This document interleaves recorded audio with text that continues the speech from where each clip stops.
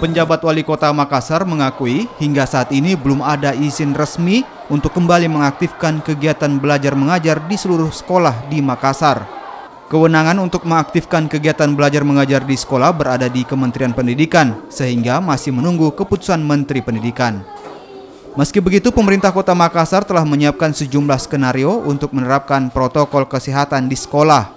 Hingga saat ini, sekolah dari rumah masih akan terus dilanjutkan hingga adanya izin dari Menteri Pendidikan untuk membuka kembali sekolah. Ya tentu mungkin dinasnya sudah memutus, tapi intinya kalau itu kan sangat khusus ya. Jadi kita tunggu aja kalau itu. Protokol kesehatan nanti seperti apa di sekolah, Pak? Belum tahu kita, ya karena sekolah kan apalagi berbagai tingkatan sangat beda saya kira. Jadi kita tidak berani membuat sesuatu sebelum menunggu arahan dari pusat. Ya, yang kemarin kan Pak diperpanjang itu sampai tanggal 8 Juni yang. Kalau itu kan standar tidak ada kaitannya dengan penyiapan sekolah.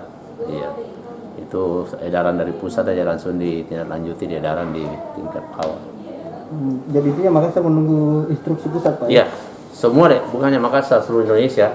Iya, karena itu spesifik.